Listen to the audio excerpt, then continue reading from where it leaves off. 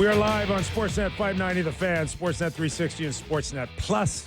Nick Kypreos, Justin Bourne, Sammy McKee, Derek Brandeo, and Jake the Snake Schultz with you for the next 2 hours. Toronto Maple Leaf edition of our program.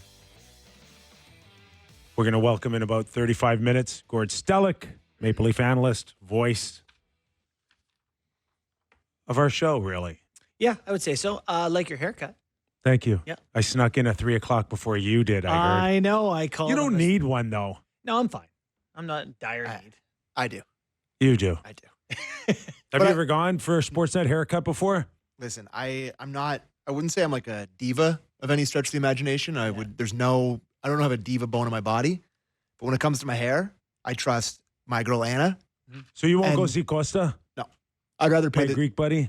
I'd rather pay $25, Anna on Dundas. She does it better than anybody's ever done it. $25. She's putting a bowl over your head and snipping around it for Buddy, $25. I know. And I trust her with my life. So I wouldn't be going anywhere else. So there you go. Your boy Gus. I don't know. That last name is way too many letters for me to say, but he does a great job. Yeah. I'm sure he does. But Very solid. he's just not Anna. Very solid. What's the word like? Why am I hearing like seconds ago that you are the youngest, strongest guy on our panel and you have a bad back? Like, I don't want to hear that. And you know what the worst part is? It's just like you can tell by the way I'm sitting. I didn't really notice it until I looked at the screen.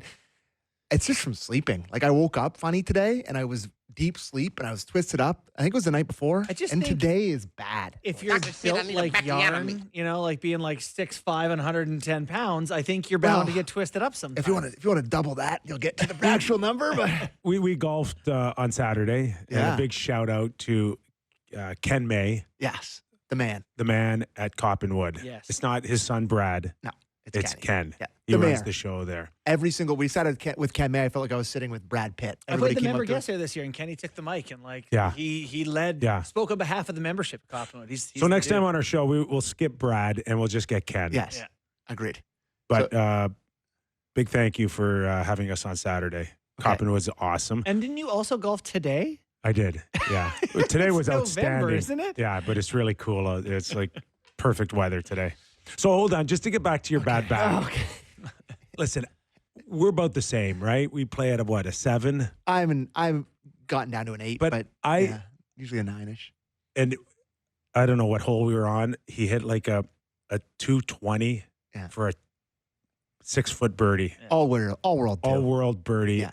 But your swing, I think, has contributed to your bad back. Oh, really? I do. Do you think he's going too hard at it? I think that right to left, cutting across, and he goes up there, and there's no warm up. There's nothing. It's like he's on the clock. Yeah. He gets up there and then he whacks really hard, and it works for him though. That right to left pizza slice works. I work around. I bunt it around, but listen. But I think it's a hacky enough swing that it ruins your back. That's what I think. Listen, it's fine. I do what I can out there. There's something, now that we're talking about non-hockey stuff, I have to tell you, I don't know if you guys watched the World Series game last night. I saw enough. Okay. Have we got a new celebrity in the world right now? This is what I want to get at. This guy jumps in the play, and now he's worth $50,000 an appearance now. I got to look up his name. Tried to rip the ball out of Mookie Betts' glove, which, got to tell you, if you are a true Yankees fan and you watched a guy try to do something on behalf of the team there, you love him. So now in New York, I'm sure he's beloved by the rest of the Goombas out there. Austin Capobianco. Capobianco is the last name. So I just am disgusted at the pearl clutching that's going on about this. It's the World Series.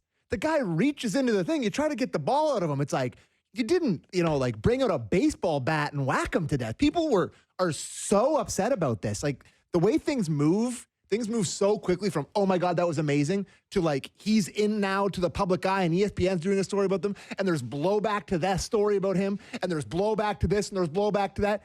Can we just not all appreciate an all-time great fan interaction where he pried the ball out of the guy's glove? That was one of the funniest things I've ever seen. The look on his face when he's doing it was like, the most. He had the FaceTime He face. was like, he couldn't have enjoyed it more. And listen, if they come back and they win the World Series, Capobianco. Capobianco, number one guy if they showed half the heart of Capobianco in the first 3 games, they would be in this series. Capobianco, what a guy. I bet. Front of the line of the parade. Honestly, they'll be famous. All I got to say is the job site was buzzing today when old Capobianco strolled in. The job site was buzzing. But it's a unique sport in that you can have those moments where the play can spill out into the crowd and still be live. Is that amazing. It's a feature of the game. Is that the guy that fell into the penalty box with Ty Domi kind of moment, or no? We've never really had a hockey moment. Like, that guy wasn't doing it for the good of the home team, I don't think. We're not reaching. Maybe he was. I don't know. I mean, if it was a playoff series and they turned around and came back and won a series, yeah, that's your point. Maybe he'd be known. We even got somebody on the text line. He's the reverse Bartman. The guy texted him. He's like, the way he grabbed his arm, it was borderline assault. It's like, oh my God. Can nobody have any fun? But could you imagine had he hurt Betts' arm? Like, if he snapped a ligament in his wrist. Perfect. You just got rid of one of the best players. Like, I said a tweet about this last night. Why don't you just wait for him to come out of the stadium and then Tanya Harding him? But like the funniest thing was, in the whole clip, is Buddy doing this, like pointing out like the wall, like he can't. It's like, this is my area. No, he's eligible to come over there. He grabbed he's on our side of the wall. I thought that was one of the great all-time sports fan moments, and I couldn't have enjoyed it more. And I said, like, listen, it sucks. You got kicked out of the game. They come back and win or whatever. It's not sport. Yes, Call it is. Whatever you want, the greatest, whatever it is. Fan moment. It's a fan moment. Okay, fan moment. But it's not a sport moment. It is. Grabbing somebody from the stands is not a sport moment. I think it was incredible. I don't know. I'm torn on that. I think he was in the game, and he tried to do his best to help out. And it didn't work. We got the fans waving behind the free throws in the NBA. We do what we can. You're loud when the other team's calling the play in the NFL. Spurred them on to victory, and away they went. I just got to say, I loved it. Right. I loved it. I'm with you, pal. I loved it. If some guy did that in the Jays game, they were down World Series, and some guy, listen, I'm not condoning it. Don't do it. But I enjoyed it. You just condoned the hell out of it. You can't do a weak asterisk at the end. It was great. You can't get that close to fans at Rogers Center anyway. Toronto Maple Leafs took the ice on an off day as they get ready for the Seattle Kraken. I'm sure it's a practice that they're looking forward to, at least from a coaching's perspective, to maybe go over a few things. Watching some of that Kraken video, the Kraken eating the Canadiens alive last night, the greatest offensive team of all time. We'll probably get into that a little bit more in our national hour on where is the Montreal Canadiens right now, because there's a sense that people like the direction they're going, and then there's others that say, what are we doing here? I got to say, you ate to see a loss like that for the Habs. 8-2. You hate to see it. All right. Anyone? Bueller? Okay. What would be the number one priority for Craig Berube on an off day? The power play for you guys? Yeah, the power play's no good. Like Reg Dunlop, we're working on it. So, I mean, I imagine they're spending some time on that. The power play units right now, Riley, Marner, Matthews with Nyes and Pacioretty. And still having Nylander and Tavares in the second one with OEL, Domi, and McMahon. Okay, let's go to Craig Berube for our first Clippers of the day on. I think I got to put them in here, boys. Sorry. Uh-oh. Yeah. Oh, I think I did. No, I did. They're in. I got them. We're good. Up. No, it's okay. All right. What's the main objective of creating two power plays for him? Let's have a listen. Well, yeah, a little bit maybe, but it's more about just trying to find some chemistry with, the power play, I think. Though, like I go back to looking at it and the opportunities we had, our shooting percentage is very low on the power play, and if it's up a bit, that makes a huge difference, right? We're getting grade A's like I talked about, but they're not going in. But in the end, it wasn't working, so I mixed it up. That's really all it boils down to. I'm not looking for much more than that. So there's two things from that. He got asked if he wanted to create competitions between the two units, which was what he said, part of it. Yeah. But the other thing that stuck out to me there was he said, I did it. Mm-hmm. Right? Where like all the conversation we've been having is about Savvy, Mark Savard, running the power play and like how he's the new guy that comes in there. Is that him helping his buddy out a little bit? I mean, I don't think so. The most awkward moments when I was with the Toronto Marlies was when the power play wasn't working, and then AJ McLean, who was running it, and having the head coach Sheldon come in and be like, "Seen enough. I got it now." Like, and it's like, oh, you know, like when take away your toy and say, "I'm going to do this." So maybe they're there with the Leafs. By the way, that rarely happened, but this is 10 games in. Pretty crazy to see it this early. That jumped out to me that he says like, it's like we worked on it like this, like, you know, they're so cognizant of what they say when it comes to it. Maybe it's the old era with Keefe that I'm used to, but him saying like, I made the change. It was like, okay.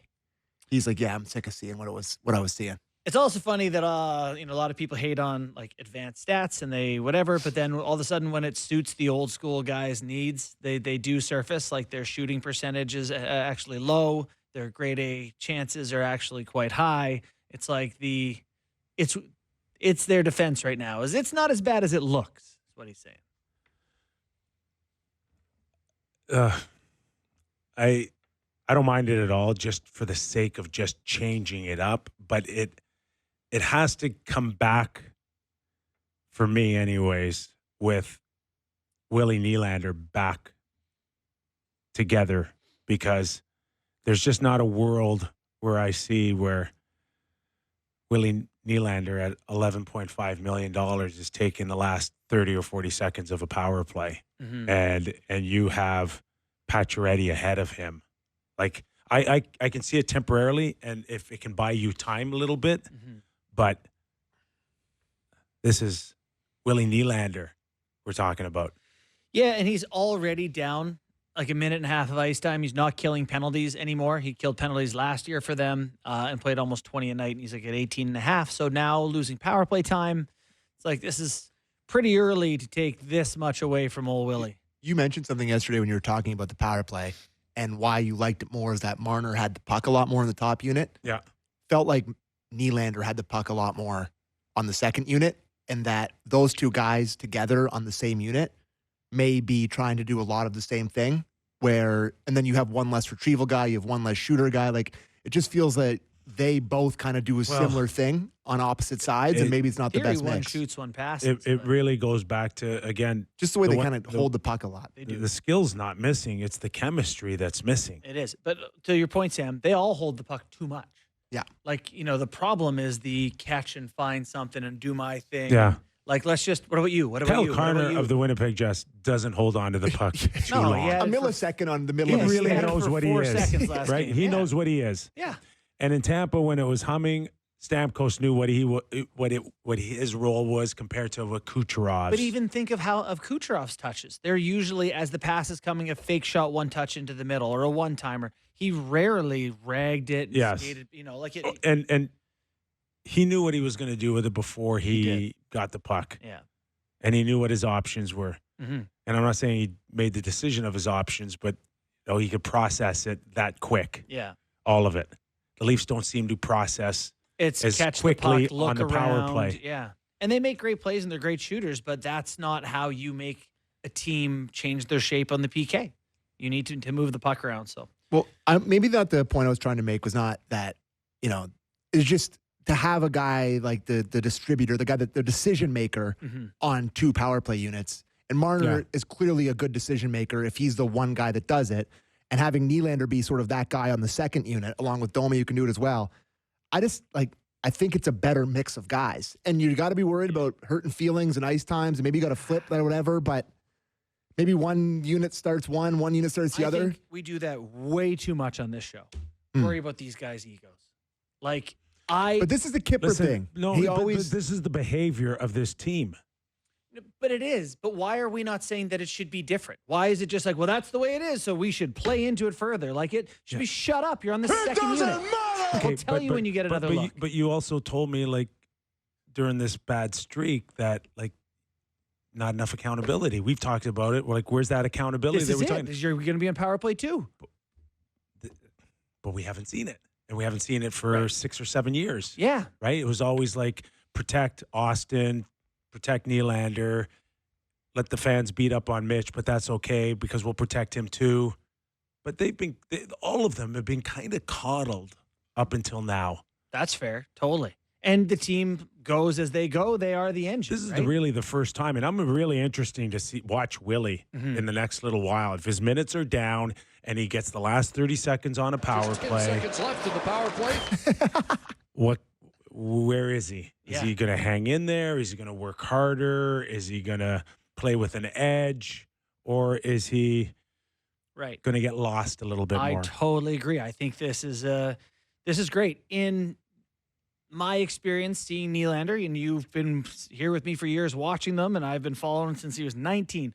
When he gets his ass handed to him by a coach, he doesn't pout. He's usually pretty good about it. Taking away his ice time's different.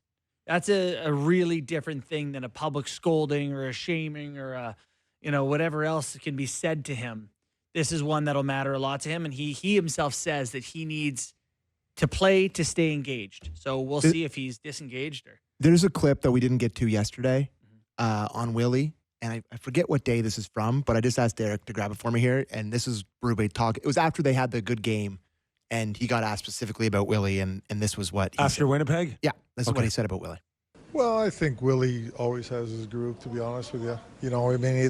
He's not the type of guy that's going to let too much bother him. Get him out there and get him going. And get him skating and doing his thing, and he had good puck touches tonight, which I talked about the other day, that he wasn't getting those puck touches, so he got more puck touches tonight, and when he gets puck touches, he's a dangerous player. So When he's gone, he's gone, right? If he has that attitude, Sorry, I just wanted to get that. He will get him out there then. Then he's just saying it's only a matter of time, so even if he makes mistakes or he doesn't look that engaged, I just got to get him out there. This now feels less about accountability for Nylander and more about we just have to do something with the power play. Like we just have to do something. But to go back to the looking for your wallet analogy, we're doing the wallet searching with Willie now, where it's like, oh, you got to bump him down a couple minutes and then, build him back up. And to the point where he got to 20 minutes a night close to last year with Sheldon. But think of all the battles Sheldon went through. He was one of the only guys he ever benched. Like he went through it with him, and he was coaching him up and down and all the way through. So now we're searching for the wallet, aka It's getting a big deal for coaches every day. And Laviolette in New York is going through it with Zibanejad, where it's like, I want more ice time. Yeah. Right? Yeah. I want more ice time. Yeah, no, and there is that balance. It's such a different thing when players now are so much more permanent than the coaches. Like, I never played in a position where I had 1% of the power of the people deciding my fate. Whereas right now, I think you would say that famous big names who make a lot of money have more cachet than their coach. They're more important to the organization. They're more lasting, and they can. What are you going to do to me? I'm I here got all a no day, I move. guess. Got a no move, a 7-year deal. I make 5 times your salary. The fans love me. Yeah. I think I I'll want more ice outlast you. time. Yeah, I'll outlast you for sure. That makes it awfully hard to be a coach, and so you kind of have to work with the player a little bit more. Anything more? No, on I the power play? was going to move the topic to. Yeah. There's a couple different things that I wanted to ask you about. First, did you want to talk about Robertson because he talked today, or did you want to talk about Liljegren, two of our favorite topics? Let's go to Nick Robertson. Okay. Not in. Not according to line rushes today at practice for tomorrow. Not in tomorrow. He got asked a bunch today. He was good with the media. Yeah, he answered a couple questions, but this is his response when he gets asked about not playing. Clip of 1, please, Derek. I mean, it is what it is. I mean, again, I don't know. I just, I don't know if surprised or not. I just, go with it. I'm not, it doesn't take anything personal. I just got to work hard. And again, there's other guys that are not playing that, should be playing. So it's just part of the deal, and it's my job to work hard. Better not be surprised. Scores 0 one time in not 9 games. You don't get to be surprised when you don't play the 10th. In the third period of his 6-1 I don't game think he could have picked or chosen better words to just not make it a story for him or the team. So this hasn't been him in the past. This hasn't been him in the past, though, Kip. He has been I know. pretty. I know. But in the past, it hasn't worked out for in his favor either. Yeah. Right? Yep. So new coach, new attitude. Yes, I wanted to trade out, but let's see where it goes. I'm not sitting out training camp, which I think was an excellent move by him. Yep. So come in, stay ready. Let other teams breathe through 10, 15 games, find out who needs help on scoring, and then push like hell behind the scenes to get the out of here. Yeah, you think so? 100%. You know, I look at this Leafs lineup, and healthy as they are right now, it's tough to argue for who he should play over. Like, oh, there you go. Good job on the getting the board up here. Third line, McMahon, Domi, Holmberg. Like, Holmberg does a lot of things for them. He kills penalties, and he plays center. He's pretty versatile. Lorentz has been a breath of fresh air. Kampf is $2.4 million centerman PK. It's him or Reeves, basically. Mm-hmm. I can't stress this enough for this hockey club. He's too small. Okay? End of story. Can't grow any taller. Can't put on any more weight. Brad Scores Tree 20 Living. for you, it doesn't matter? Brad Tree Living will not have you when the chips are down because you are too small for him. I want horses back.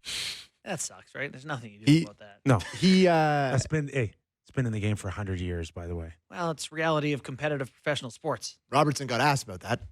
Would you like to hear his answer? Yep. Clip 2, Nick Robertson, please, Derek.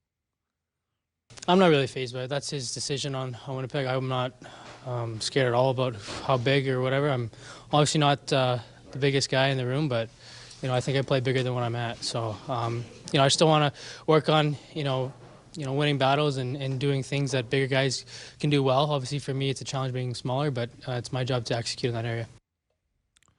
Listen, another great answer. He's saying what Okay. he say. I don't know another what I great play answer. bigger than I And am. it's not that he's too small to play. No. He's too small to play for Brad Tree Living.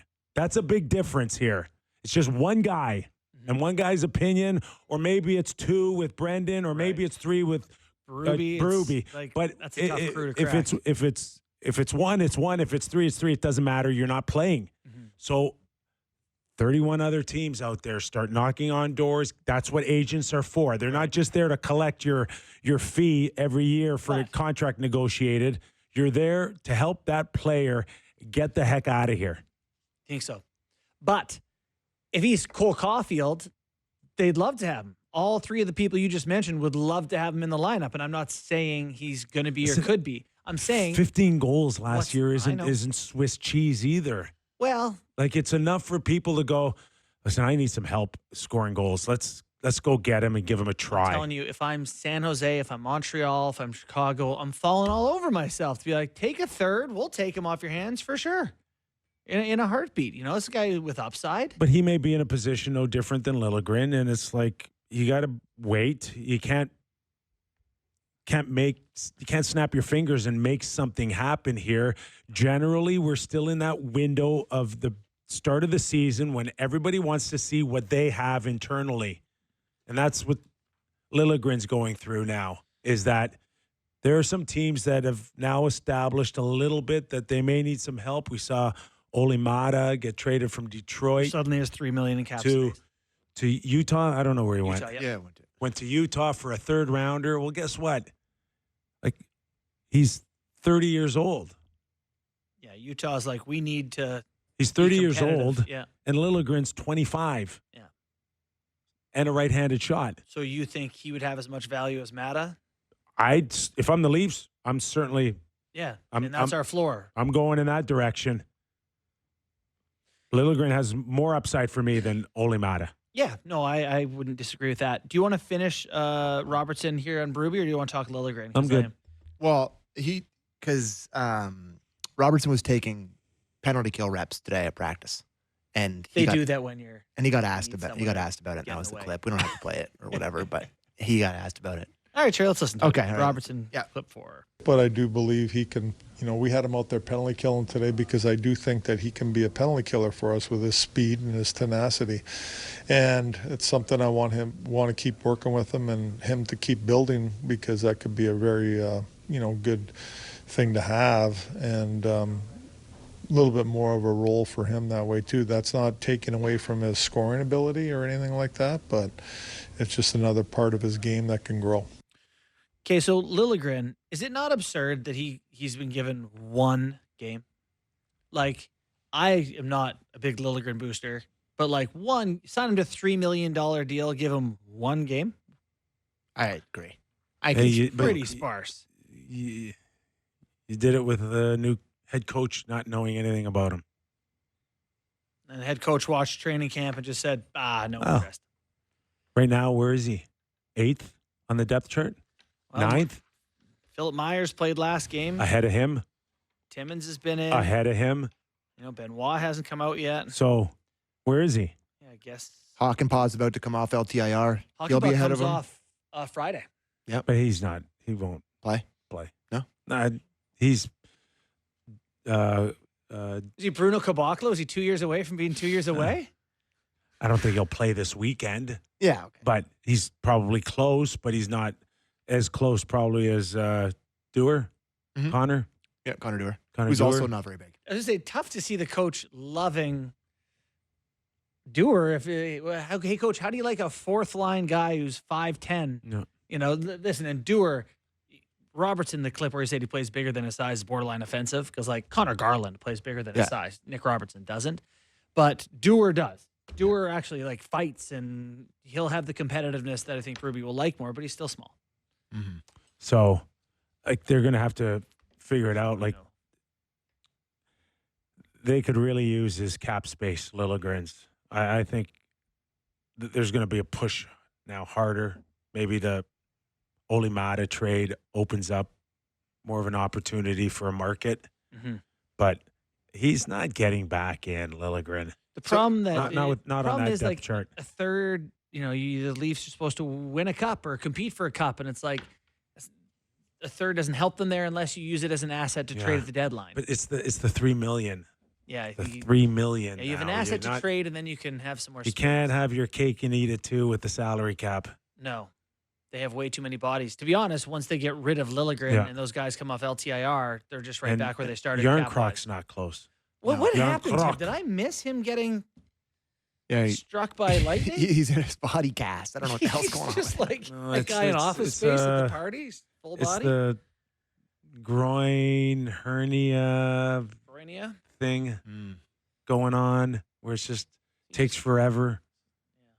Yeah, so I didn't know if you saw Saravelli was on with Bunkus today, and he said that teams are inquiring on Liljegren, and it doesn't seem like they're going to have a hard time moving him if they decide to. Why wouldn't you? But why? I just don't understand why they haven't done it. They're just waiting for a better, and they're just letting him rot. I can't imagine. It's the marketplace, Sam. Yeah. It's the market. What's out there, and no one's pushing hard enough, and I don't know. Is anyone throwing them a third rounder, and they're going to hold back and say, no, we want a second? Or is there just not a demand for him as of now? But I wonder if LTIR will force their hand here. He's a right-handed shot who's I don't think he's played. Has he played 250 games in the NHL? Oh, God, no. 200? So he's still in that window at 25 where someone can go. 197 games. There you go. So what do they say? Defense need 250 games to really kind of fall into a place. And he's 25. He's not 30. So someone needs to say he's got some experience under his belt. We can help him take to the next level. Listen, when Rasmus Sandin, he's been so far away from the Leafs now. I watched him in Washington. I wouldn't have bet that guy was going to leave the Leafs, go get a contract like he did, and then help the Washington Capitals. He's making $4.5 per year there. Right? I didn't see that coming. Yeah. I mean, I didn't see them getting they had the 15th overall pick for him. No, it was lower than that. Was it? Yeah, they ended up getting, because it was the Boston pick that they got, and they took Cowan. And I think it was late. I'm not saying Liljegren will end up late being that kind of guy to another hockey club, but there's value in Liljegren. Look at his numbers over the past few years. He's got 5 goals and 23 points, 6 goals and 18 points. He can chip in a little bit. He's the lily pad. I don't think that's a selling feature. I don't know. I just, I can't imagine, who's his agent? Sure, Tree is fielding, you talk about his age, the agent with Robertson. I'm sure Liljegren's agent, Brad, is fielding a few calls from him recently. Yeah, I would think so. He's just rotting.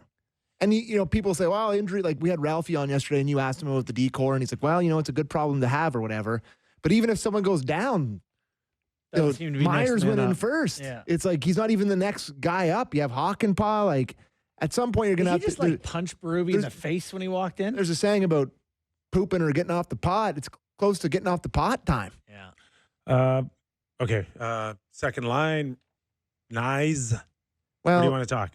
we should probably go to get the Gordo here soon. Just but do the nice quote because Yeah. I think it's a good one. he got asked about Nyes and about who he was, he can compare Nyes to in his Yeah. game. And this was his answer. So clip on Nyes, please, Derek. Yeah, I look at guys like, big guys, Keith Kachuk and Guerin and these guys back in the day that were power forwards, John LeClaire type, those types of guys that I've been around and played with and played against for a number of years where, you're a heavy guy, you're a good forechecker, and then you're around the net all the time. And he's doing a very good job of that. He can skate extremely well. He's very powerful. And he plays north, and he's doing a good job of getting to the net and with those guys. He lets them do their thing, and he's around that net. That's Craig Berube's favorite player on the hockey team. Agreed. He loves him. Agreed. Yeah. If I mean, anyone There's a lot to compares- love, though. Yeah, be honest. compares him to John LeClaire. He might be my favorite. I don't know. player. I don't know if he'll ever have that type of touch or finish like John LeClaire. Right. But John also had the best 5-tool player in the history of the game in Eric Lindros. Yeah, taped to him. Okay. Well, hey, Austin Matthews did a lot of tools. Maybe not. He doesn't have Eric Lindros. Many people I'm have. running you over Eric like Lindros a is freight train. the most impressive hockey player I think Okay. I've ever He was watched. genetically Yes. abnormal. He was a mutant. Yeah. Okay. But,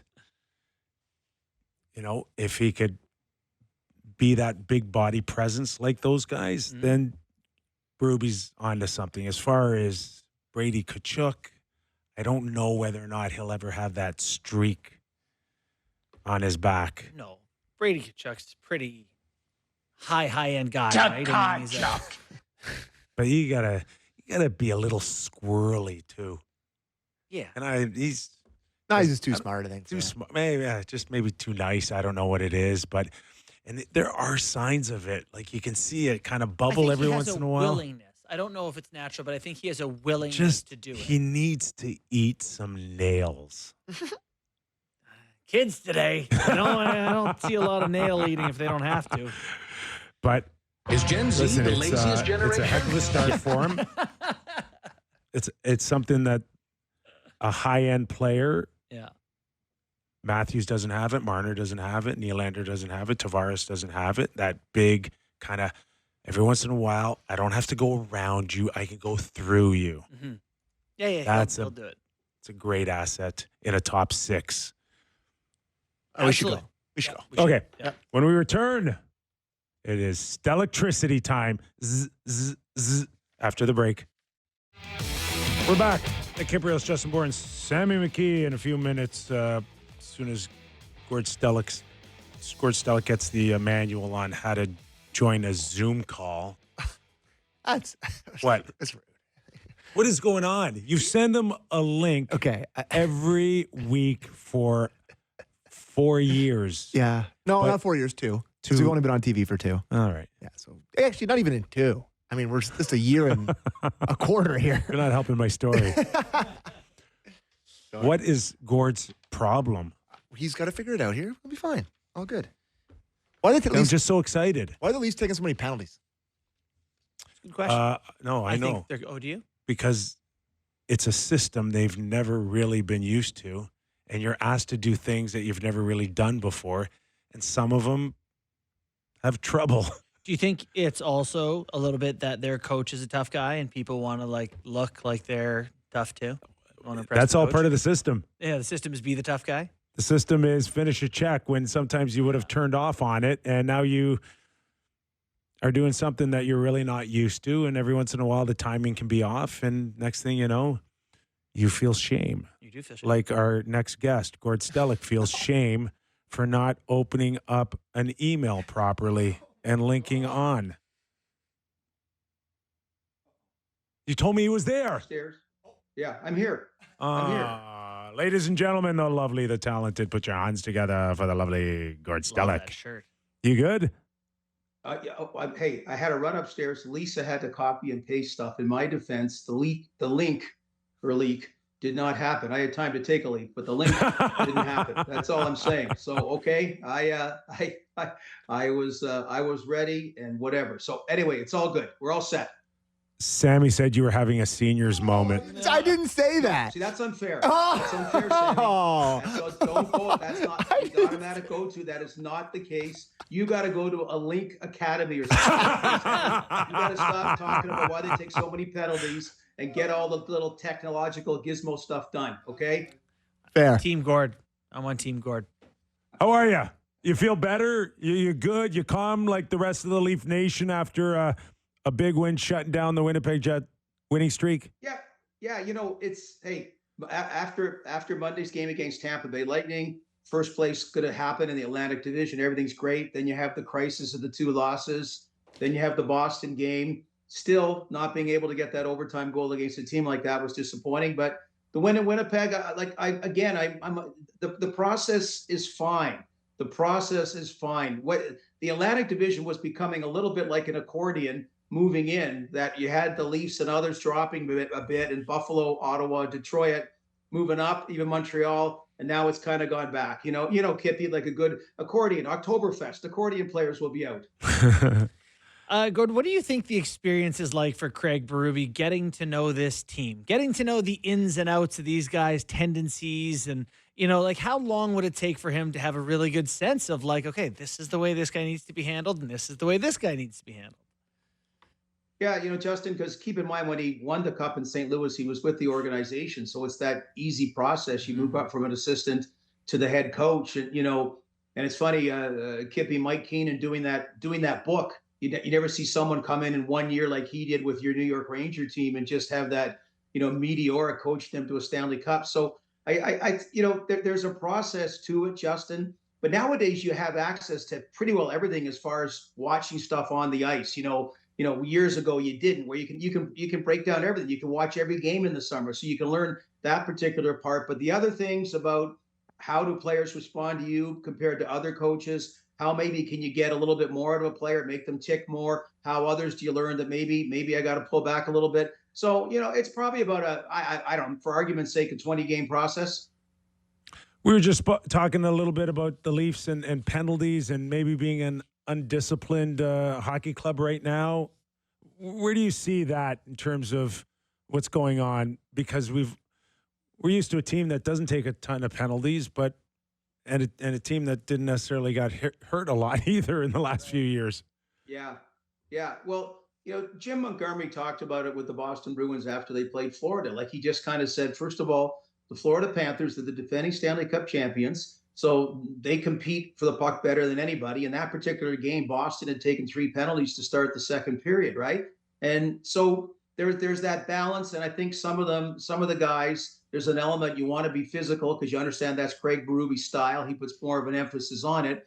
But you also don't want to get a penalty which switches momentum at a particular juncture where maybe you had the momentum. So again, it's a feeling out process. I don't have anything that's vital. Okay, I know the power play has got to get better. I know that's something they got to work on. It's got to come at a more efficient clip. But I don't have anything that's critical right now as far as the Toronto Maple Leafs go.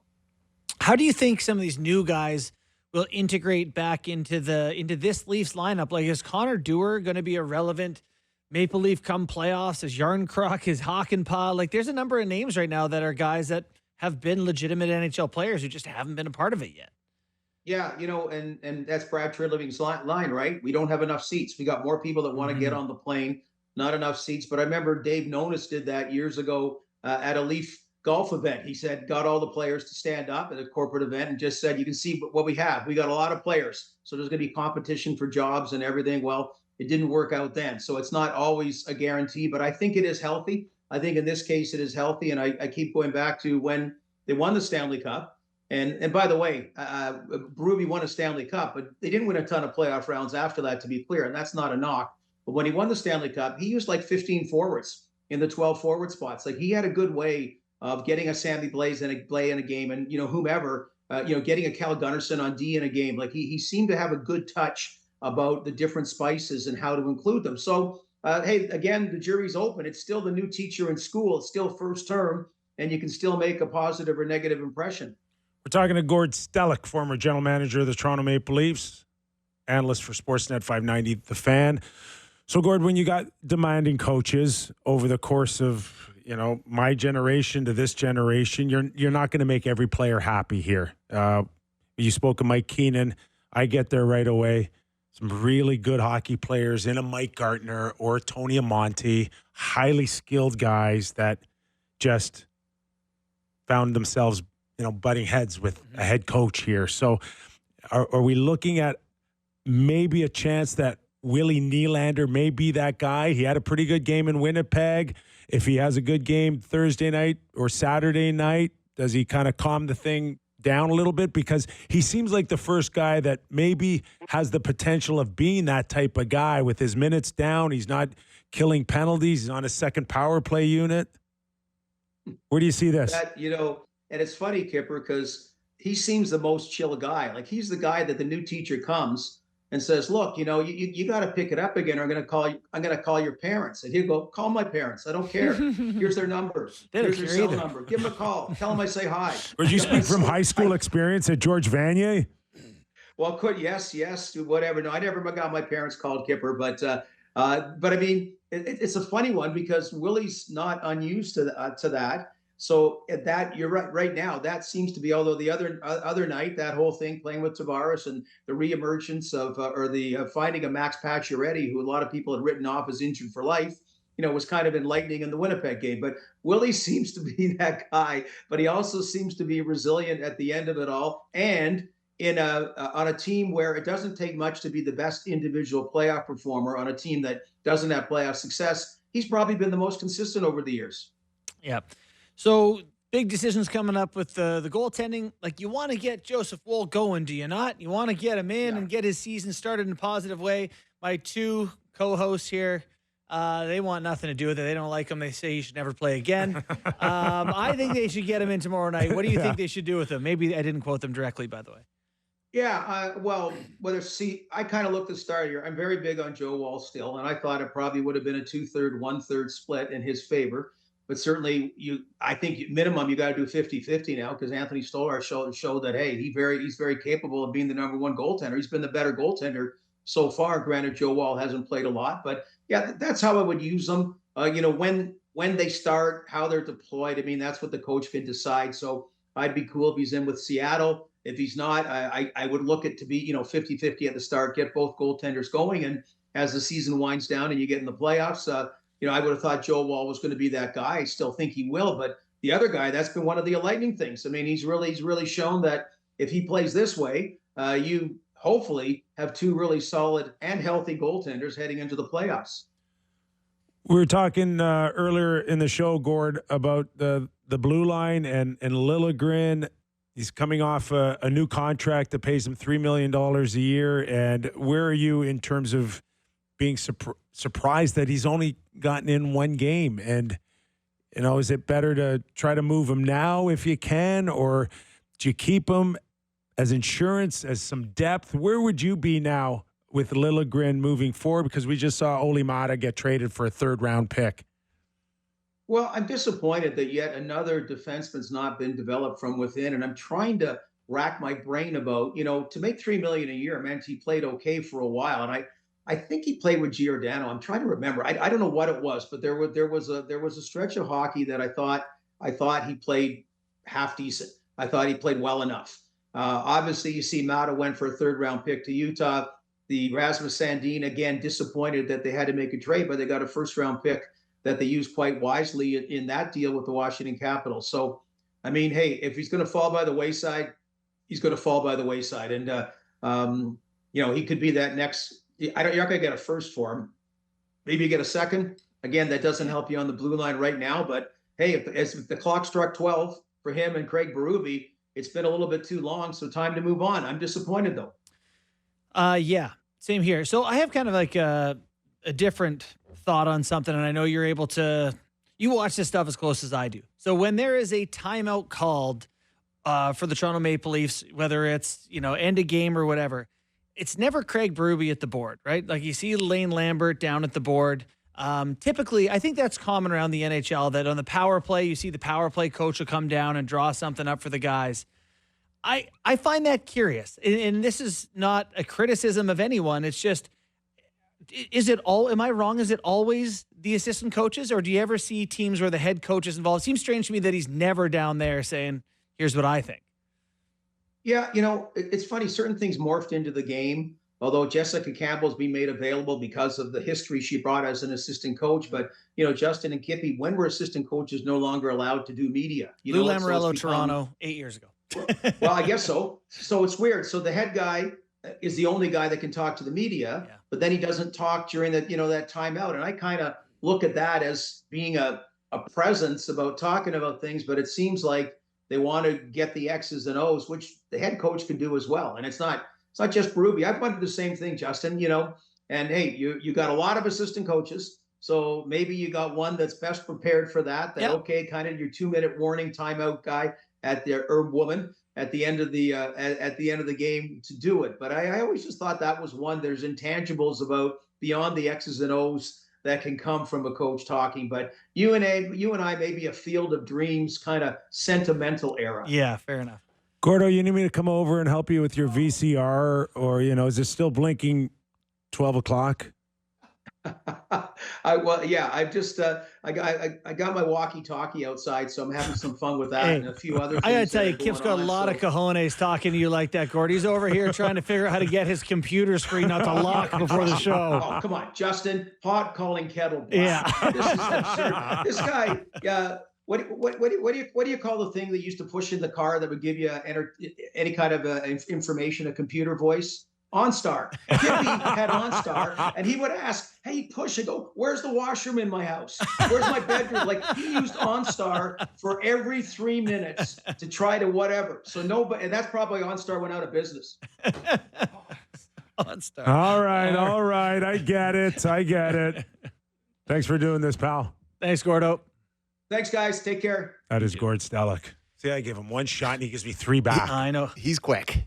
Hey, what do you think about the coach at the board thing? Like, should it never be the head coach? I always remember my meetings kind of led systematically, system-wise with the assistant coaches. And, I know the meetings in the dressing room, it's always read by assistant coaches. Like, there's a power play coach, a penalty kill coach. It's rarely the head coach. As far as assistant coaches being available for the media, disaster. It's bad to have them available. It's bad. Do you know what team you play for? You're not helping us here. There's one. We could use a couple assistant coaches on this show. I know, but it's not good ultimately for hockey clubs to have your assistant coach up there because you want answering questions. One united message through the top guy. And there's always going to be one coach there that maybe slightly sees something different, and then they contradict each other. Coach is going to keep his mouth shut. Then there might be one that might be funnier or more charming, and it's like, can we have him? Can we get him? And then the next thing you know, he's acting more like a head coach than that guy, and then it runs like wildfire. No good. Nothing. I'm trying to remember the name of the guy that they used to have on. Fabro's listening. If Fabro's listening, he'll remember.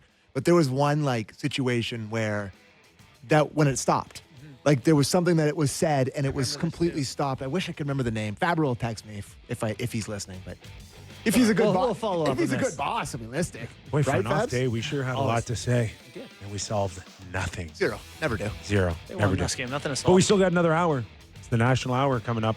Rick Bowness, head coach of the Winnipeg Jets, retired last season. Do it. Wonder if he regrets it. Let's ask him. Doing big TNT tonight, too. Is he? Oh, yeah. Wow. Oh, yeah. All right. Rick Bowness, when we return, plenty more. Real Kyper and Bourne. Don't you dare go away. Welcome into the National Hour on Sportsnet 650 in Vancouver and Sportsnet 960 in Calgary. This hour, Real Kyper and Bourne, is brought to you by Bet365. Nick Kypreos, Justin Bourne, Sammy McKee. In a few minutes, we'll welcome in Rick Bowness, former NHL head coach, now on the dark side of broadcasting. Yeah, TNT tonight, is that right? He's going to be on the panel. Yes, sir. Sammy I don't tells know if he's doing it full time, but he's on her tonight. Star-studded affair there. They got Hank, Biz. Yep. Pretty good crew. We'll get into a ton with him, but off the top, the big news, high ankle sprain, as we discussed yesterday with Dr. Jason Smith. They're saying 2 to 3 weeks. Yeah. What do you got? Our doctor said probably a month. When you consider that the danger of high ankle sprains coming back too early and then having to manage them the rest of the season is really, really tough. Probably not 2 is your point. I can't see 2. Their our friend Jason Greger laid out their schedule over that time with them. So Nashville, Calgary, New Jersey, Vegas, Vancouver, New York Islanders is 2 weeks away. So that's 6 games there. And then it's Nashville. And then here in Toronto, which sucks. In Montreal, in Ottawa, then that's 3 weeks. So we could miss 6 to 11 games by that calculation. That's the one where you bought those tickets at double the price. Right? Wherever you get your tickets from, they were jacked up beyond belief. Yeah. And now you're finding out that he could miss that game, and you're like, oh. Oilers are currently tied for 6th in the Pacific Division with 9 points in 9 games, much like the Toronto Maple Leafs. I know you were working the other night when he first went down, and I think you tried to look into the camera with a straight face and said, they'll be fine. They'll be fine. They'll be fine. I'm not sure. No? Yeah, I'm not sure because we are dealing with a struggling team. We're struggling goaltending. The defense has not found itself. And a 50-goal scorer seems a little lost in the first 10 games. But that's kind of the point. Like, the puck is just not going in. They have the puck in the offensive zone more than any team in the NHL. McDavid in your lineup. So if you go from the first place team at that, take McDavid out, how far do you drop? 7th? Did you drop to 23rd? Like, no. So if you drop a bit, they're still very good at having the puck. They're very good at creating shots and chances. We've seen that eventually these go in. What do the San Jose Sharks and the Pittsburgh Penguins have in common? Badness, general not goodness. The only 2 teams that are worse than the Oilers in goal differential. Wow, Yeah. Is that right? Yeah, minus 13 for the Oilers. Yeah, I'm nervous for them. Yeah. Over the next 10 games. I want to be clear. We're right back to where we were last year. 4-5-1. We're actually doing, like, we talk about how they did like the whole same thing last year. They fire the coach. I know. We are doing the same thing we did, and you're doing the same thing you did. We could play this show from like the same day. But McDavid being hurt does change the math, Yes. and I was going to add that caveat that it's not as sure that they find it here because I recognize it's going to be harder without McDavid. No doubt about it. And when did they start to pull out of it? They were 2-9-1. Was it? I don't know. January? Well, they won 100 games in a row. No, November. Yeah. Like mid-November. I So can't it makes remember. it harder Third to week. find it in November. I think we were talking about 17, 18 games. Yeah. Right? Yeah, I think that sounds right to me. You know, Valaquette yesterday talked a lot about how the Oilers, that Stu Skinner is a good goalie if you don't make it an odd man rush fest. And so far they've given up way too many odd man rushes. I don't know that not having McDavid hurts them. Like, they should be able to tidy that up and make life easier on their goalie. With Stetcher, Dermott, and Emberson? Good point. Yeah. Not ideal. They got some work to do, so. And hopefully they're better than Nashville because they got Nashville twice in the next couple of weeks. Yeah. All right. Other places in the NHL last night, you know, kind of looking at the Canadian teams, the Montreal Canadiens had a tough night. Yeah, Kev. they have a really, we got our really tough night. Okay, as promised, let's welcome in Rick Bowness, former NHL head coach, retired after 38 seasons.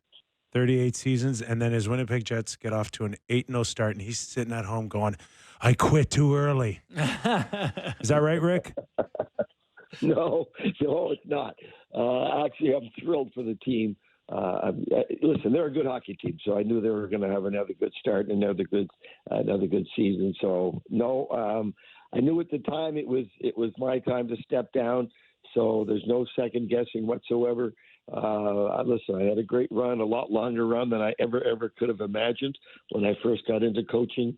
I was absolutely thrilled to coach the Winnipeg Jets for a couple of years and help turn that franchise around. But I'm happy where I am, but I'm just as very, very happy for Scotty and his staff, Mark Chipman, the owner, and Chevy, the GM, and all the players. I'm very, very happy for them. What has been most impressive? I know they lost the other night to the Leafs and they hit a bit of a wall, maybe coming off a road trip. But what has stuck out for you in terms of that really good start? Well, if you look at the team, everyone that's playing for that team now all played there last year. Colin Miller was a late pickup, but everyone else is playing there has been with the team for a couple of years. And what's impressive is that there's a strong unity there. The culture changed. They pull for each other, and you can just tell the way they're playing now that they are really on the same page. They are really pulling for each other. They've had some lapses in the games, there's no question. Hellebuyck he won the Vezina for a reason. He gives them a chance every night to win games. There's a confidence that they have it's taken a couple of years to put in there. I hope this continues for them. I know they're in Detroit tonight, and I'm pulling for them again. But just the fact that they've all been together all of last year, there's no new players in there. They know each other really well, and you can just tell from my talking to Scotty and to some of the players that they're just really pulling for each other.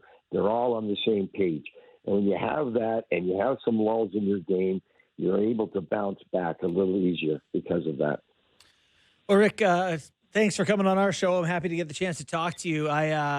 Hearing you talk about the confidence that team has and Connor Hellebuyck, I wanted to ask you about the weird oddity that he never seems to really, think he played bad. It's like a mental thing, after playoffs, he didn't really think he was that terrible or anything. It's like a sports psychology thing. What are your thoughts on the way that Hellebuyck handles poor outings? We had my first year in Winnipeg. We had a game in Detroit, and we go in there, and he let in 6, and they weren't good goals. And okay, so I'm looking at Flats, the goalie coach, saying maybe we should pull this guy. And Flats said, no, let him go. After the game, he's telling me, no, I thought I played really, really well. Okay, this is a first for me. This is interesting. But, man, there's a guy with this incredible amount of confidence in himself, and he's not going to let a bad game deflate him. And no, he didn't have a great playout, but neither did the whole team. But he has that inner confidence in himself that, remember Grant Fuhrer, man, he'd let in 5-6 bad goals, and he'd still win, and he'd shake it off, and he'd be ready to go again. And Bucky's like that. That was my first experience dealing with a goalie that lets in 6, probably out of 24 shots. I played really well. But it shows me that the confidence that he has in himself. And as a coach, he's going to bounce back, and he will. He did not have a great game against Toronto. And again, the team did not look good against Toronto early on. But I'm full confidence he's going to bounce back tonight. We're talking to Rick Bowness, former NHL head coach, TNT hockey analyst. So, Rick, let me just stay on this kind of topic, this goaltending topic. We get Steve Alliquette every Tuesdays, and I find the position fascinating, and no one's had a closer view of the evolution of the goalie than you over close to 40 years now. And I'm listening to Vladar after the 6th or 7th game talk about cramping up and needing to talk to the head coach because he's really tired, and it's been a very difficult last 2 days for him. And where is goaltending for you outside of Hellebuyck or finding a horse that can play 55, 60 games? Do they have the mental capacity to play back-to-back games and still be Grant Fuhrer-ish, or are those days over? Teams don't like to play their goalies back-to-back anymore. I'm not against it. I know Bucky, if you went to Hellebuyck and said you can play back-to-back, he'd absolutely love it.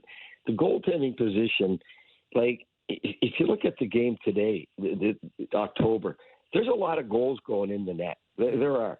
I think the average save percentage previous 3 years was 9, a little over 9. Now it's at 890. There's a couple of reasons for that. Obviously, it's October and the teams aren't dialed in defensively. I don't find the intensity level defensively and playing in front of the goalies. But the goalies more and more in the league they're just the determining factor in so many games. The scoring chances are up, goals are up. If you're going to get average goaltending throughout the season, average goaltending means to me inconsistent goaltending. If you have inconsistent goaltending in our league today, you're out of the playoffs. You've got to have one of the top 8 in the conference if you hope to make the playoffs, because it's as you know, it's a tough league. But that goaltending position today, man, there's a lot of pressure on them, and they decide the outcome of games. You can play great in front of them. They have a bad game, you lose. You could play terrible in front of them, and you can still win.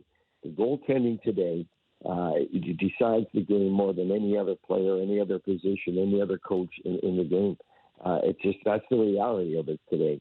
The game is faster now, as we all know. It's more skilled, as we all know. For a while there, every coach in the league would tell you, if we can keep the chances against the 10 or 12, then we'd be happy with that. Well, now it's probably up over 15, just because of the evolution of the game, the speed of the game, the skill of the players. So the goaltending today, to answer your question, man, there's a lot of pressure on them, and you better have one of the top 8 goalies in your conference if you hope to make the playoffs, and not only make the playoffs, but take a deep run. Rick, in the first hour of our show, we were talking about having star players on your team and how, in a way, in some cases today, they make more than the coach. They have longer term than the coach. They're, the fans love them. It's almost like there's a power balance that's different from anything I experienced when, I played in the minors and our coach had all the power. Did you ever find throughout your career that changed over the years, where you almost had to defer to players a little bit, or does it not matter? It's still a team, and at the end, everyone has to fall in line. It's still a team, and everyone does have to fall in line. But you're more and more communication now with the coach and in the leadership group. You've got to have that. Mm-hmm. They've got to be your voice. And when teams go out and sign these players to these long-term contracts, no movement clauses, they're basically becoming partners with the owner, because they're not going anywhere, right? They're not.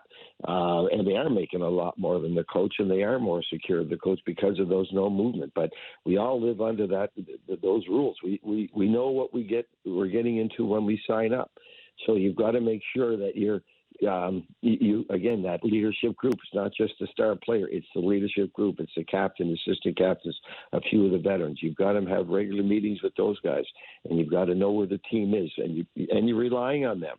Really, as a coach, you're relying on them to make sure the room's in order and everyone's ready to go. But that's just the way the game has changed over the last 10, 15 years, and you change with it. And you got to. The players sign these long-term contracts, and they want that responsibility. They want the money. They want the responsibility. So you just have to work with them a lot closer than we ever did before. And again, for the benefit of the team. But the team has to come first, and you can't. It's hard to have 2 sets of rules for players, even with the elite guys. The elite players, you have to give them more leeway with the puck. You do.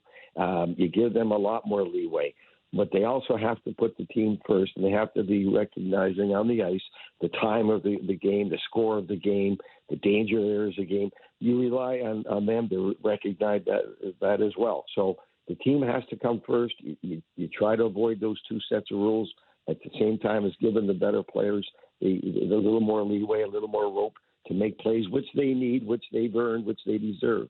And then you hope that you're all working together and you're all pulling on that rope in the same direction. In your 38 years behind the bench, you never had a no move clause? No, take a look at my track record, man. It's been backing out a little bit. That was your problem. You never asked for one.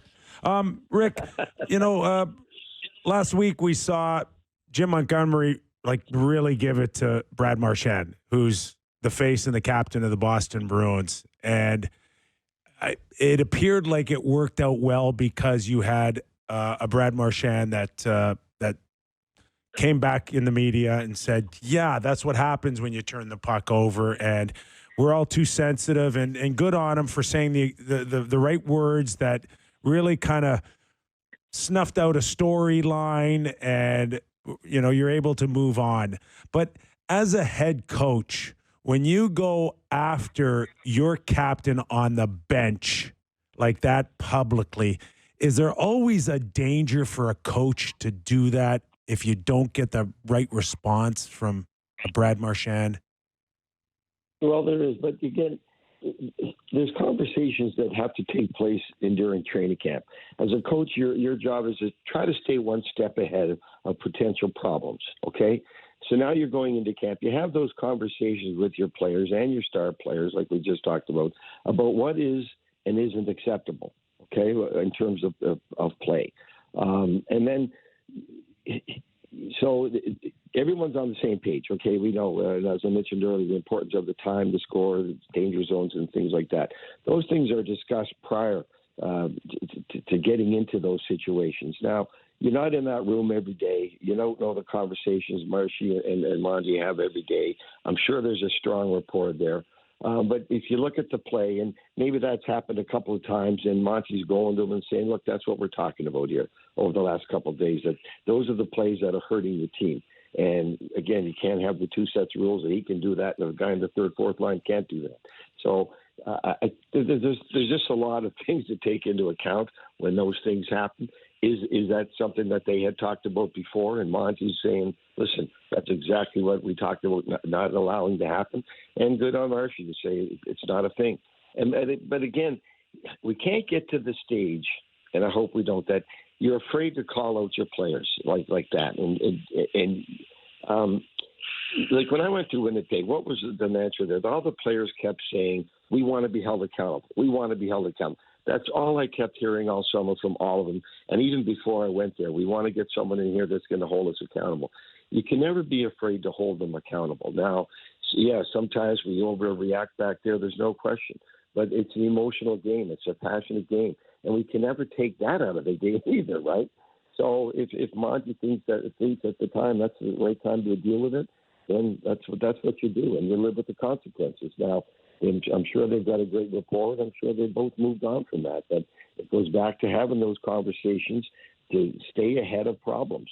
And again, get those ground rules in place, what is and what isn't acceptable in terms of performance and playing the game the right way and with the score and the time and in the danger zone. So there's a lot of things you've got to take into account in those, but there also comes a point where you can't be afraid to address it. Rick, we talked about something in the first hour, too, that I'd love to get you to weigh in on. I wonder if you saw an evolution of how assistant coaches are involved with the team and specialize. The conversation came from watching when the Leafs have called a timeout, and it's Lane Lambert who has the board, or it's Mark Savard before a power play. It's never Craig Berube down with the board talking to the team. And I think that's pretty universal throughout the NHL. How did you feel about, in those big moments, wanting to get in there and say something versus letting your assistant coaches draw up a play or have the final two words? Well, I was an assistant coach or an associate coach for a long time, and I wanted that. I wanted that responsibility. I did. So my feeling going into it is I'm going to hire like Scotty O'Neill ran the penalty killing last couple of years. I'd let Brad Lauer run the power play. Now you have your coaches group meetings, and they lay out their plan, and everyone has a chance to have input on that, on what they're saying. Their job is to pre-scout to just specifically the penalty killing and the power play and the opposition. They spend a lot of time on it. But you want to give them that responsibility. I wanted that responsibility. I didn't want the head coach to come in and say, hang on here, I'll do this at those moments, because I'm the one who put the time in preparing for those situations. So you have to let them do it. Now, I see some head coaches doing that, and that's fine if that's an agreement they have as a staff going into the games. You all have these things laid out before you. Again, stay a step ahead. You have those things all laid out before you get to that situation. But I never had any problems with players or with the coaches. I wanted them to do that because I want them to have that responsibility. I want them to take accountability for what's going on out there in those positions. And you can't say, okay, you run the power play, and then you get in those key moments, and then you take it away from them.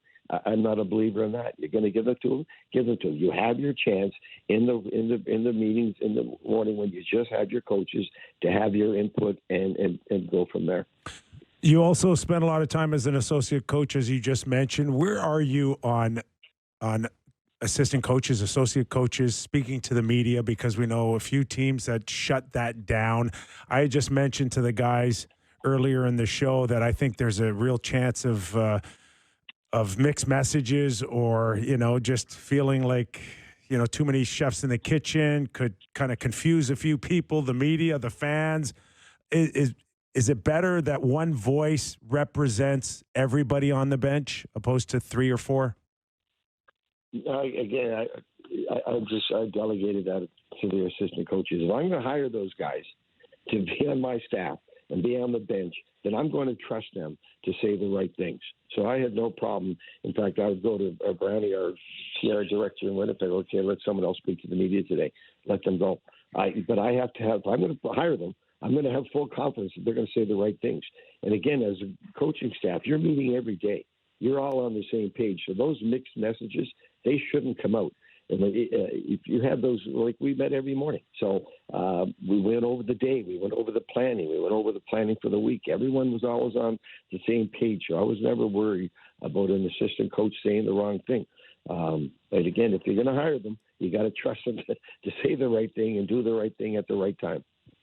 One more before we let you go. I got to get your thoughts on no Connor McDavid for possibly 2-3 weeks, maybe a month. Coaching a team without your head honcho here. What kind of challenges does Edmonton have now in the next 6 to 10 games? Now your head coach, you're really relying on your assistant coaches a lot because they've got to. No one's going to replace them, and it's ridiculous to think they can. Now you need your assistant coaches and you as the head coach to deal with those players, each individual player, a lot more direct so that they are playing to the top of their ability. They're not going to replace them. Don't try to replace them. But you need your other players, they say pick up the slack, but make sure that every player is playing to the best of his ability. So there's a lot of work now with the assistant coaches and the head coach dealing with each individual on that team to make sure that they are on top of their game. And when they have a bad shift or they have a bad period or they have a bad game, that it's addressed right away so it doesn't slide any further. All they can do is give you the best they can. But now it's the job of the coaching staff and the player to make sure that happens, that they give you the best they can every shift, every period, every game. Hey, Rick, really appreciate your time. I guess big night on TNT with Biz and the boys here. Or you're just going to fit like a glove, there? Oh, yeah. Well, you just heard me speak for 15 minutes. I can talk and say nothing with the best of them. So we're just going to drag right in there. Have a blast, pal. Thanks for doing this. All right, my pleasure. Nice talking to you guys as always. Thanks, Rick. Appreciate it. Rick Bowness. Good stuff. I don't think he said nothing. I think he said lots of stuff. Awesome. That was a really good interview. Not maybe the questions, but the answers were great. Just coach's perspective. Who's seen the NHL closer over 38 years than him? Really unique. I think most people disagree with the assistant coach thing about them being involved, and that's interesting that he feels that way. And I think I do get the idea that you're like, with the meetings and that fostering a community and giving everyone responsibility. And, but I don't think he made them available every day. No. Right? Yeah, so, but you could send them out every once in a while. Yeah. I'm really upset that I didn't put this in the lineup for you guys to ask him about. This is maybe not your cup of tea, but I was looking over his hockey DB, as I'm known to do when it comes to guests we have on and former hockey players and coaches. He was a player head coach for the Sherbrooke Jets in 82, 83. But that's got Reg Dunlop written all over it. That's wild. I mean, he played 65 games. He scored 17 times, 31 assists, plus he was the head coach. That's unbelievable. I don't think you Who's can up be next? the head coach if you're bad. I am. Yeah, me again. Me again. Sit down. I'm up. Who says who? The coach. Player head coach. That's switching from a unbelievable. fedora to a helmet, depending on which 2 cents it's just listening to him talk about the Winnipeg Jets, and he was laughing about Hellebuyck before he even got it out. Yeah, right? I know. That actually might have been his funniest answer. But you don't know. This guy's straight as an arrow. I don't know if you caught the ISO that the TV camera had on him before the game, but he's looking right in the camera, and he's like stone-faced. Who, Hellebuyck? Yeah, Hellebuyck. Oh, yeah. Right? Yeah. Where Well, other guys are tying their skates, they're moving. This guy's like stone-faced. Camera time. Wow. Boys, there's this. He's just a serious guy. There's an age-old story about goalies that we all know what the answer to the story is. It's interesting cats, pretty much across the board. But he also made it a real point that the same guys pulling for each other. He said pulling for each other 3 or 4 times. Yeah. And it's like, clearly in the past, they weren't pulling for each other. The Jets. Yes. Yeah. Yeah. Well, that became a thing, right? The culture of the room, Yes. moving on from Big, that and big. getting away from what was their core. Yeah. I guess Blake Wheeler. Yeah. Game time? Game time. All right, boys. It's game time presented by Bet365. Visit the app, latest odds, and find out why it's never ordinary at Bet365. Must be 19 plus, Ontario only. Please play responsibly. Few things for tonight. Tampa Bay Lightning against the Colorado Avalanche. Good matchup. Suspect goaltending on one side. Somewhat of suspect goaltending on the other side. A lot of talent in this game. Yeah. A rare total for me to pick. But give me the over in this game tonight. Over 6.5 goals. Think they may fly into the net. Both teams are banged up. I think the Avs just lost Ross Colton for 6 to 8 weeks. That hurts. They've been fighting back from their bad start, but that hurts. That hurts. So give me an over in that game. Borny's wonderful New York Islanders, the red hot New York Islanders, minus 150 tonight in Columbus. They lose to Anaheim last taking night? on the Columbus Blue Jackets plus 125. Boys, I got to tell you, from what I've seen from the Columbus Blue Jackets. What is going on there with your Islanders? Like, are they going to make a change there? Like, they just listen, don't. Lou tons doesn't. Tons of respect to Lou Lamoriello, what he's done over the years, but yeah, it's over, isn't it? Fans, it's over for fans. They want it to be over. There's just no change. Having the offseason they had this past offseason was mind-blowing. You know, they did nothing. They did literally nothing. And they're just like, what if we just try it again? It's like, it's not good enough. How about nothing? And then, so, you know, like I said, love the UFC for the Blue Jackets this year. Playing hard, playing with a ton of heart. Give me the Blue Jackets plus 125 tonight against your Islanders. Terrible bet. Why? Terrible. Because this is where everything kind of falls back into place. Yes, Columbus has been better than you thought. Islanders been worse than you thought. Eventually, these things good value on Columbus. And my Sharkies last night, they killed me. They got hot and they won. And the last thing, the LA Dodgers are minus. I think I got this mixed up. The Yankees are minus 150 versus the Dodgers, who are plus 125 tonight. Garrett Cole on the mound. I have no idea where this is going to go, but. Okay, I know we got into it in the first hour, but this is our national show as well. And the guy that. Do you know about him? Went in the stands is now barred. Capobianco. Yeah, but have you seen the hockey connection? No. Well, I know there's a Capobianco that played for Arizona, right? It's him. Austin Capobianco is him. No. Yes. No. Yes. No chance. That was a former NHLer? No, this guy. I'm showing you. What card is that? This is the guy that was in the stands last night. Yeah. And Spit and Chicklets just put out a thing saying he's a hockey guy. He's wearing the Arizona jersey in 06-07. Like, is it NHL? Like, no, this guy? it's like Arizona Ice Cats. He's just he's a men's league super fan. What is it? He played for the University of Arizona. Hockey. Okay. And Gronk knew him back in the day. Gronk went on with Adams today talking about it, saying he'd do anything for his team. Okay. Kyle Capobianco played for the Arizona Coyotes. Okay. He's not. Of what? Very recently, like 2023. Okay, well. 2022. Okay, we got the wires. 45 games. Anyways. That helped no one. Anyways. Austin Capobianco, who tried the ball. He's played hockey. Yes. All right. Yes, he played hockey for Arizona, and he was friends with Gronk. If the Yankees extend this and go back to California, he's going to be a hero beyond belief. I think he's already a hero. Just for saving this, which is ridiculous. No, he showed a willingness to put the team ahead of himself. He's going to get kicked out, and he said, if I can save the team one here, Yankees fans are going to love him forever. So he's banned. He got a refund for the tickets, and he's banned for just tonight. So just tonight? Yeah, the Yankees. Oh, Yankees love it. But of course, they love it. He's getting a jersey. Yeah, he's gonna make so much money from this 15 minutes. If they send it back to LA, he's gone. Yeah. No, he'll be in training camp. But okay, I'm calling her right now. He'll be in Florida training camp next March. Yeah. So last thing, Mike Francesa, who of New York radio fame, one of the best of all time. He sent out a great tweet saying that, tonight was an annoyance, but if the LA Dodgers get back on the plane without the trophy, that's when the pressure starts. Mm-hmm. So tonight's really interesting. If the Yankees win tonight, we have a couple unbelievable baseball games coming up this weekend, but I don't see it tonight. I don't know. This era, my first instinct is that it's easier to come back 3-0 in this era than it ever was in the past. Well, anything. I mean, they just threw out a bullpen game in Game 4 of the World Series of the chance. Like baseball, there's no studs anymore. There's no aces anymore. Anything can happen. Like, They're sending out Garrett Cole, who's banged up. Anyways, it's all baseball takes here, but I think the Dodgers have a pretty good chance to win tonight with everything that happened last night. But if the Yankees win tonight, don't let them get hot. And that was Game Time, presented by Bet365. Visit the app for latest odds and find out why it's never ordinary at Bet365. Must be 19 plus. Ontario only. Please play responsibly. Okay, let's take a quick break, and when we return, we'll get into some NHL news and notes, including an embarrassing loss for the Montreal Canadiens. Yikes. Ottawa Senators pretty good, though. And where are they going? You mentioned the Ottawa Senators. They're starting to heat up a little bit.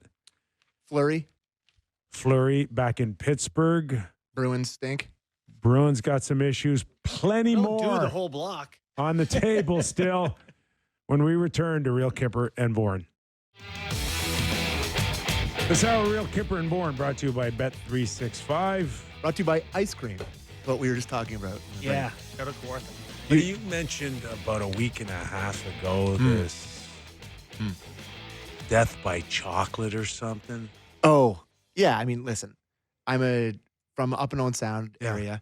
I'm a Chapman's guy at heart, but Kawartha's, they have this death by chocolate.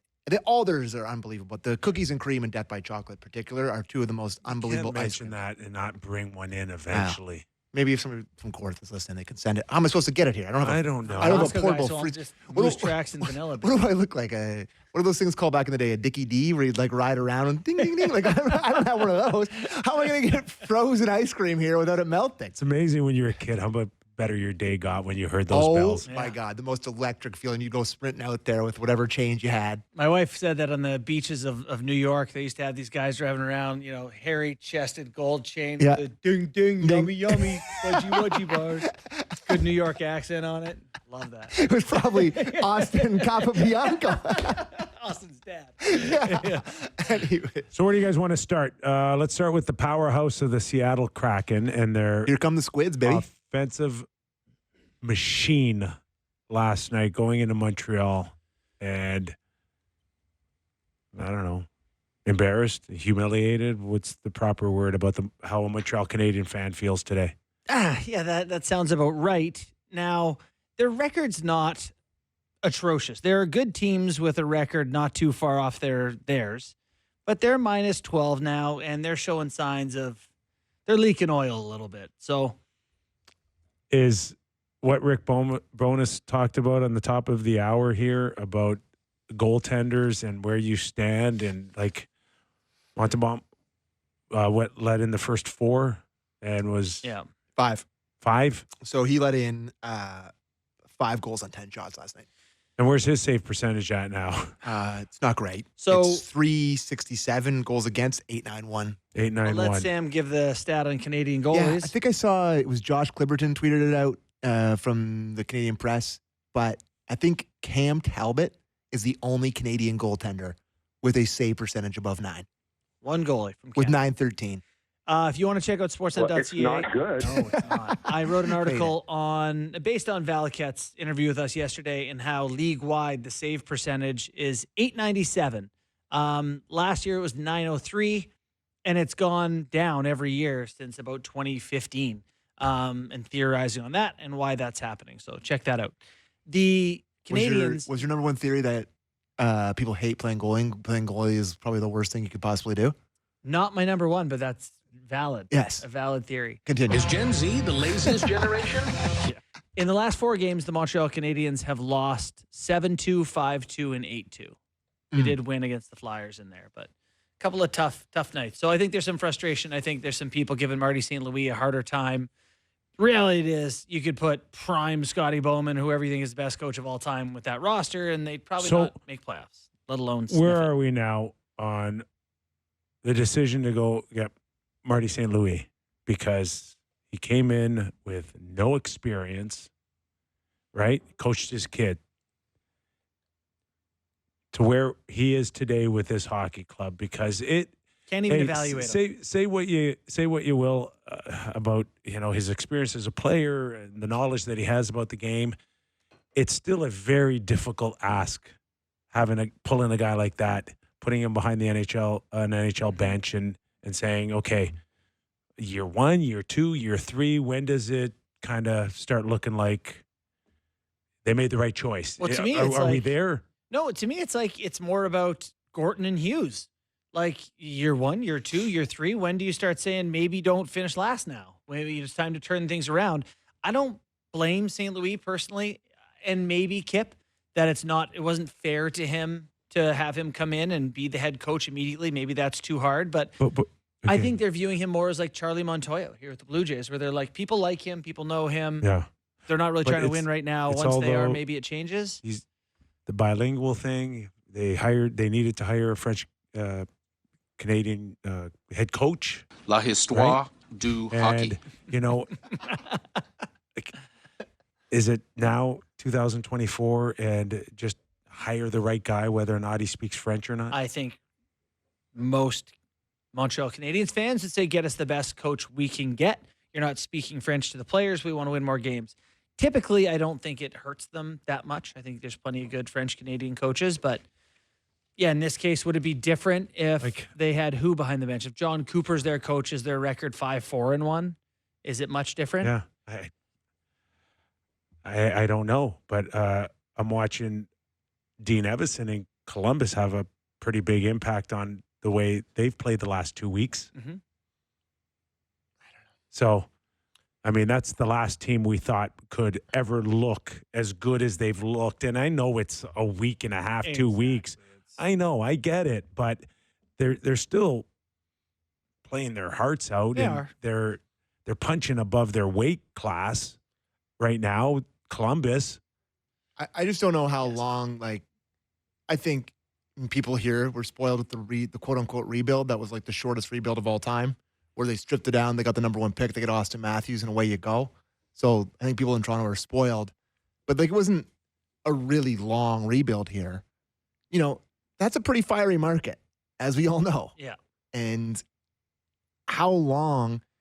They have smart fans. They really do. And they love hockey there. It's a very, very smart fan base. I just don't know how long you can be like, okay, we're still sucking. I think you We're want to see the still direction change, sucking. right? Yeah. Like you just want to see positive signs. And is Slavkovsky, has that been positive enough? Did you guys catch Saturday? It was our Sean McKenzie interviewing I love Marty that, St. Louis. actually. I thought that was hilarious. Buddy, I cringed. Why?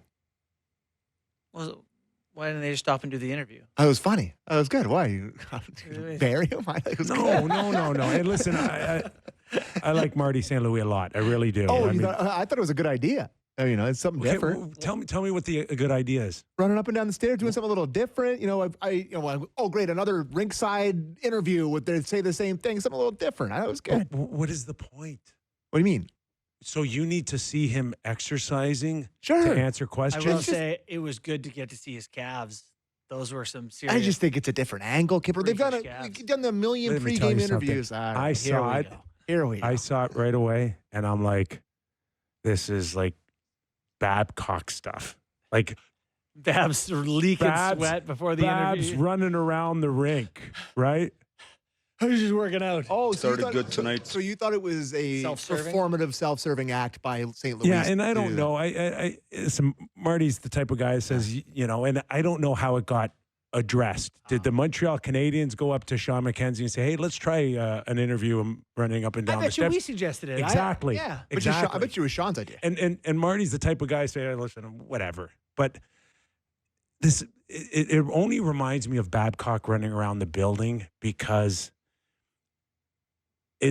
it is in a way maybe it was self-serving for Sportsnet who recommended it and he said yes. But I watched it and I'm watching the players behind on the ice and I'm watching our television station say this is the biggest star in the Montreal Canadiens organization here. Like I wouldn't want that attention on me. Yeah. Hey,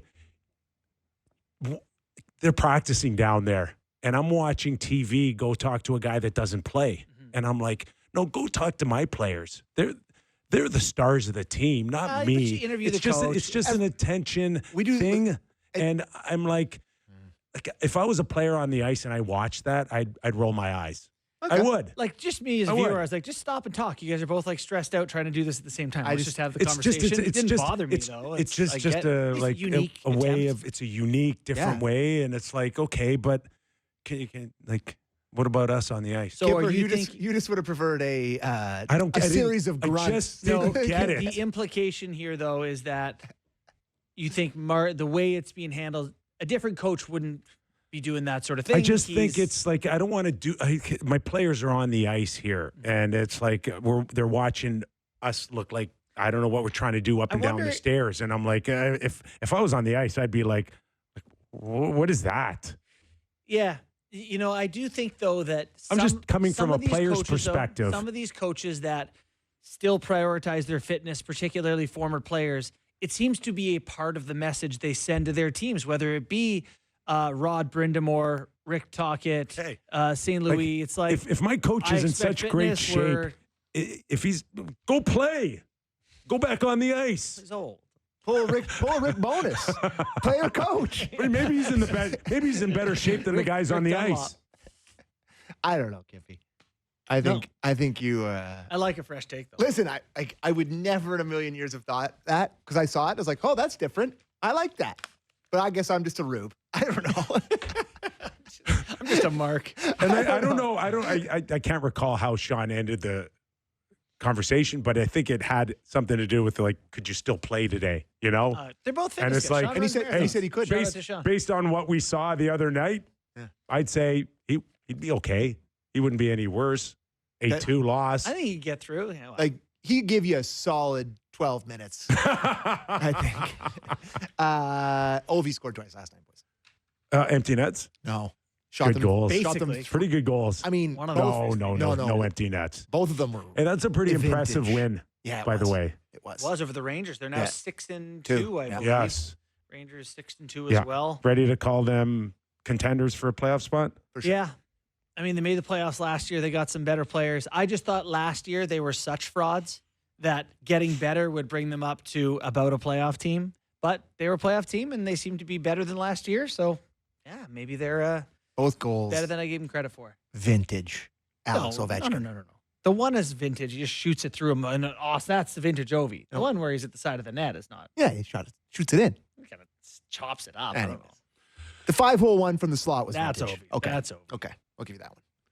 Marty St. Louis? Or no, I'm sorry. Still mad at him. No, I'm not mad at him. You got Marty on the mind. Love him. Marc-Andre Fleury. Oh, yeah. In Pittsburgh. Like, that's... They rolled out the red carpet there. I didn't do this yesterday. Gave him the W and everything. Okay, what, over the top for you? I just think that, like, he has a very flawed reputation, in my opinion, as an actual goalie. Oh, you're going to talk about his record I as a think goalie.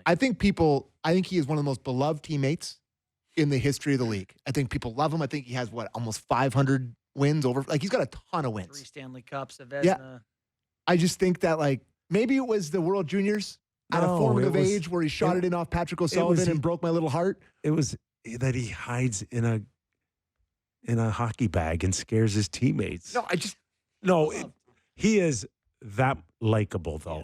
He's incredibly likable. And that is a big part of what we saw last night. Love for him. But when you look at my favorite hockey player of all time, probably in Sidney Crosby, and you go back and you look at some of those playoff series, Sid might have had 4 or 5 cups if they had a better goalie.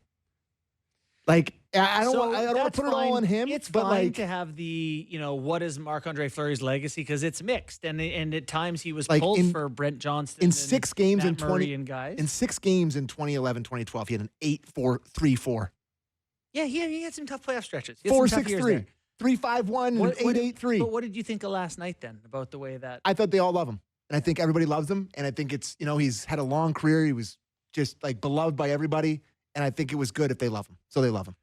He's just got a flawed career for me a little bit. What has added to that love is that there hasn't been anyone close to take over that net and supposed to be Murray. And carry on. They gave it to Murray, right? They chose him. A short window, though. That was like over very quickly. I'm talking about.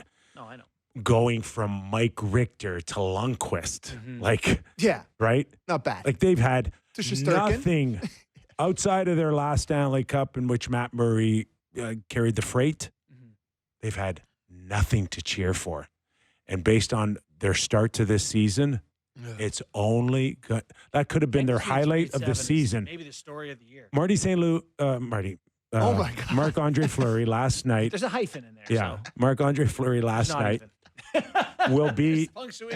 could be the highlight of Pittsburgh's fans' season. That's all they got, boys, in Pittsburgh is memories. Like, it's over. It is over. What do you do? What do you do? Sid. He plays. He's But signed for 2 years. Dermot Carlson's been. That decision's done. It's over with. Yeah. It's So- like not going anywhere. So I guess the Penguins can't do nothing. They can't be 3-7. They've committed to trying to be good now before these guys age out and they all make a bunch of money. They got to get active. Hell, Kyle will figure it out. He's got it. I did feel like I'm looking forward to Fleury having his jersey retired in Pittsburgh and everyone can. What? I'm just saying, That'll be the next Kyle's great night Kyle's focused on being one of the managers for Team Canada. Is he not? Does he have a spell over everybody? Like, what is it? Can you explain that to me, please? I cannot. Okay, we're on the how is this guy putting part of Team Canada? My guess is it would be that he was the general manager of an NHL team for 4 years that had 100+ points, and people think he does a pretty good job generally. So much so that another team hired him for 7 years and made him, the president and GM? And he took over a team with a pretty rough roster that's not doing great, but I'm guessing other people see more positives than you are. Including a huge 4th-place finish for Team Canada at the World Championships recently, where he was a big part of. Was he? I don't know. Yeah. Alex Kerfoot, 4th-line center for Canada? I don't know. What? I just can't, you would have been better off with, God, I have no idea why. There's So what do you mean? What are we pretending? He hasn't done anything. There's so many unbelievable hockey minds that are Canadian. Like, it just feels like it's like. I think part of the reason he's an assistant is that they're hoping that to graduate people with experience within the program, right? Maybe I'll graduate to being a USA fan then. Stop it. Sorry. Don't go there. Not yet. You think the guy who gave your best friend all his money would be higher on your list.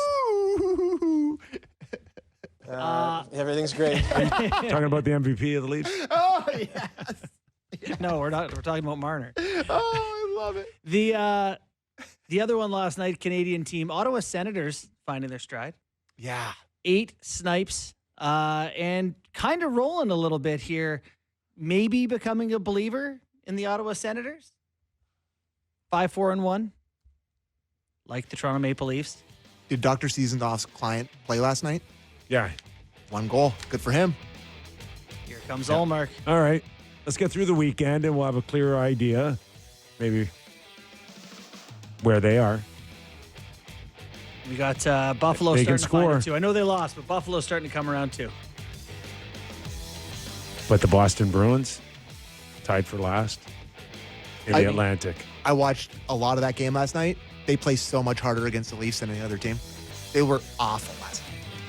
Awful. They're not great. Our thanks to Rick Bowness, who joined us, and Gord Stellick in the first hour. We're back again tomorrow. Enjoy your games tonight, everybody. Thanks for watching. Thanks for listening.